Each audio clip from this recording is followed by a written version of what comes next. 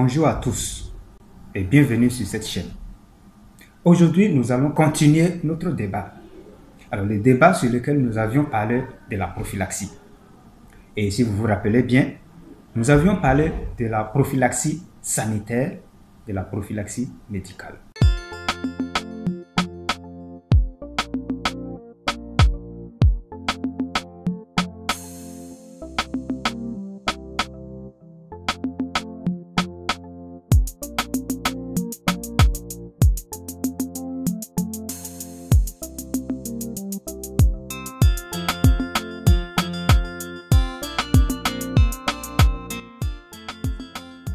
Vous savez que lorsqu'on prend le sujet, on aborde le sujet de la prophylaxie sanitaire, nous avons parlé de tout ce qui est alors de l'hygiène autour de votre poulailler, de l'hygiène dans votre poulailler et de l'hygiène même, ce qui concerne l'alimentation et l'abreuvement de vos oiseaux, le côté sanitaire. Ça c'est passé. Donc, j'avais fait un tableau sur ça. Ici aussi, on peut faire un tableau. Dans le tableau sur la prophylaxie médicale, nous allons parler de vaccins et de traitements. Il y a d'abord... Donc, si vous combinez réellement ces éléments, lorsque vous prenez les vaccins, vous les faites avec la médecine moderne vétérinaire et tous les autres traitements avec les plantes, vous allez voir que c'est très efficace. Donc, voilà pourquoi je vous dis qu'il faut combiner les deux pour être très efficace. Voilà. Vous faites un tableau. Quand il s'agit des vaccins, alors vous faites appel à un vétérinaire. Quand il s'agit des traitements, des antibiotiques, des parasitants, des antimicrobiens, alors vous faites recours à la nature. Donc, dès leur arrivée, le premier jour, si les poussins ont fait un long voyage, il faut leur donner de l'énergie, donner de l'eau sucrée, qu'ils vont boire. Et quelques heures après l'eau sucrée, souvent on parle de 3 à 4 heures après l'eau sucrée, alors vous leur donnez maintenant l'aliment. Et cet aliment doit être spécial. Un aliment riche en énergie pour que les oiseaux puissent se récupérer rapidement.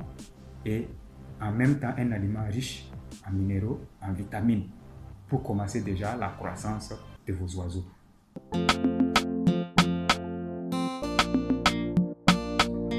Donc, lorsque les poussins viennent, ça veut dire que c'est une semaine après, alors vous donnez maintenant ce qu'on appelle le vaccin contre la maladie de Newcastle et aussi contre la bronchite infectieuse. Et c'est dans de l'eau buvable pour vos oiseaux. L'avantage ici de ceux qui ont un grand nombre de poussins, c'est que le produit souvent ça vient avec une quantité où c'est fait pour 500 ou 1000 sujets. Donc ceux qui vont acheter que par exemple vous avez juste 100 poussins, alors c'est un peu difficile, ça veut dire c'est là du gâchis pour vous. Voilà pourquoi souvent quand vous faites appel à quelqu'un qui vaccine vos oiseaux et que vous n'avez pas un grand nombre et que la personne aussi n'a pas assez de clients ou encore de partenaires dans le coin, alors il prend du temps avant de venir. Parce qu'une fois que vous ouvrez ce produit, alors après 2 heures il n'est plus valable. C'est la même chose comme avec le vaccin contre la variole aviaire.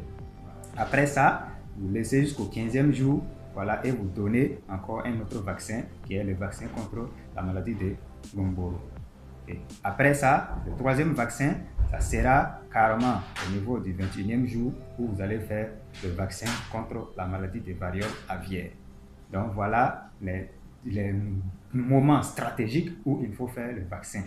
Et une fois que c'est fait là, en ce moment, quand les poussins vont rentrer dans la période de croissance, alors il faut faire maintenant les rappels jusqu'à ce qu'ils vont atteindre un âge assez adulte. Et là, ça sera maintenant chaque 3 mois qu'il va falloir faire le rappel.